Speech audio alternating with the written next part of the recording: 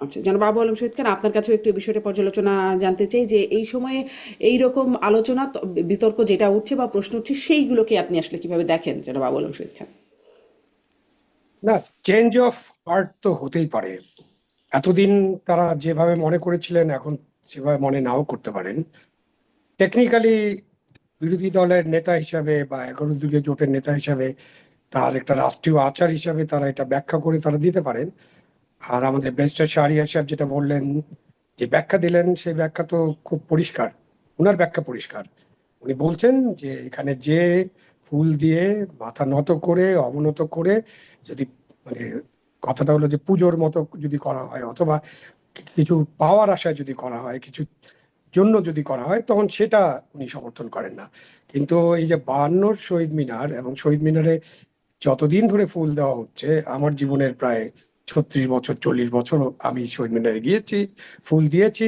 তো আমি তো ওখানে শ্রদ্ধা জানাতে গিয়েছি, এখানে আমরা শ্রদ্ধা জানাতে যাই। এবং যারাই গিয়েছেন তারা এখানে যে এই ফুল দিয়ে কিছু কামনা বাসনা হুম করেছেন, কিছু হুম। চেয়েছেন, বেদাত করেছেন, এটা মনে হওয়ার তো কোনো কারণ নেই। এখন ধরেন, change of heart is always welcome. আজকে 21শে ফেব্রুয়ারি হঠাৎ করে ইংরেজি শব্দ বেরিয়ে আসে, শাহরিয়ার সাহেব কিছু মনে করবেন না।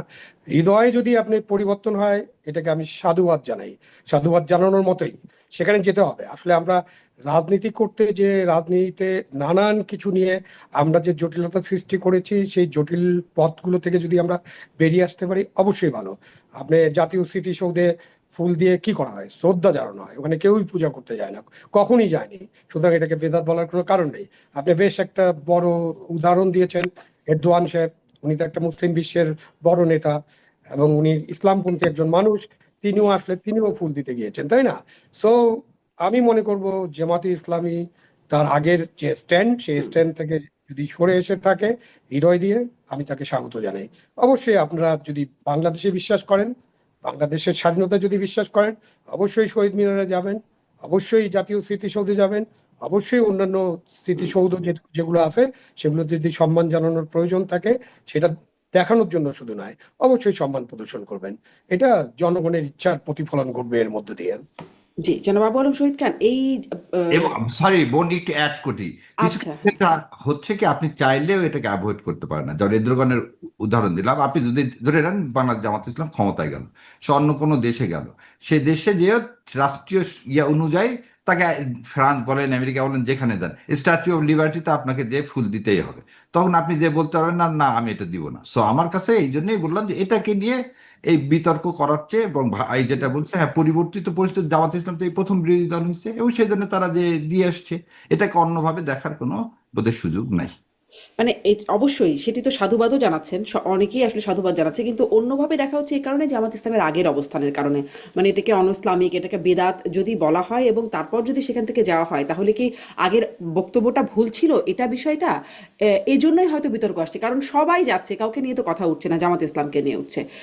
তাহলে কি সেই মানে ব্যাখ্যাটার একটু পরিবর্তন হয়েছে জামাতের? এই ব্যাখ্যা তো স্পষ্ট করে দিচ্ছেন ওনাকে, যদি পাওয়ার আশায় যান তাহলে বেদাত হবে, পাওয়ার আশায় না গেলে সেটা বেদাত। ওই তো, মানে সেটা কেউই এতদিনও যায় না, হওয়ার শুরু আশায় থেকে আজ কেউই পর্যন্ত কখনো কখনো যায় না যায় না। শহীদ মিনারে। না, কেউ ওখানে ওইভাবে যে, আবার আর একটা জিনিস আছে, কিছু জিনিস আছে আমরা হচ্ছে খুব অতিরিক্ত করি। যেমন আজকে একজনের কথা শুনলাম, যিনি শোনেন মক্কা শরীফে মানে কাবা ঘর হচ্ছে তাওয়াফ করে, আমি প্রথম খালি পায়ে যেতাম, পরে দেখলাম যে সবাই হচ্ছে এই যে রবারের মোজাব হুম। পরে, তারপরে দেখলাম স্যান্ডেল পরে অনেকে ঘুরতেছে। তা আমি যখন বলি যে লোকটা স্যান্ডেল পরে তাওয়াফ করতেছে, এটা হবে কি হবে না এই বিষয়ে আমি বলার কেউ না, মুফতিরা বলছে ওটা করতেই তারা পারে। ঠিক সেরকম আজকে একজন বললেন যে চ্যারিটি বিগানস অ্যাট হোম, ওরা পরিবার থেকে শেখেনি বলে উনি একজন বোধহয় স্যান্ডেল নিয়ে সাইড দিয়ে উঠে গেছেন।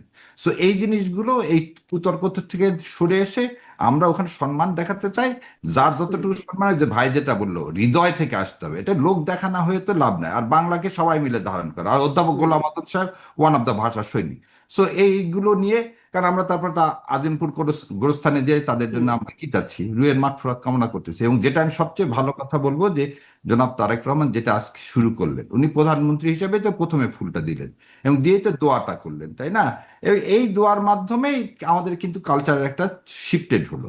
সো আমার মনে হয় এটাকে সাধুবাদ জানানো উচিত। জি, এটাকে একটা কালচারের শিফট হিসেবে দেখবো। তাহলে ওই যে মানে কুতর্ক বিতর্ক আপনি বলছেন, ওই যে একটা তর্ক ছিল এটা মানে বিদাত নাকি এটা অন ইসলামিক, সেখান থেকে সরে এসেছে। মানুষের মনে আর কনফিউশন রাখার দরকার নাই, মানে সবাই আসলে নির্দ্বিধায়, যারা আসলে এটা নিয়ে একটু একটু ধরনের হেজিটেশনের মধ্যে থাকেন, তারা এখন নির্দ্বিধায় এটা করতেই পারেন। এটা করতেই পারে, সেটা তার একদম স্পষ্ট। অনেক ধন্যবাদ ব্যারিস্টার শাহরিয়ার কবির। জনাব আবু আলম শহীদ খান, শুধু মানে জামায়াতের আমিরকে নিয়ে কথা না, আরো কয়েকটা কথা চলছে এই 21শে ফেব্রুয়ারিতে, যখন ব্যারিস্টার রুমিন ফারহানা তিনি গেলেন ফুল দিতে, তখন তার দলেরই কিছু মানে তার এখন তো তিনি স্বতন্ত্র এমপি, বিএনপির নেতাকর্মীরা সেখানে তাকে একরকম হামলা আক্রমণের তিনি শিকার হলেন এবং তার পুষ্পস্তবক সেটিকে ছিঁড়ে ফেলা হলো, ভেঙে ফেলা হলো এবং তিনি ফুল দিতে পারলেন না। তারপরে জাতীয় পার্টি তারা গিয়েছিল ফুল দিতে, তাদেরকে এনসিপির বাধায় তারা দিতে পারলেন না। এটি আসলে কেমন ঘটনা, বিশেষ করে রবিন ফারহানের ঘটনা যেখানে সরকারি দলের নেতাকর্মীদের আক্রমণের শিকার হলেন, এটি আসলে কেমন ঘটনা ঘটলো?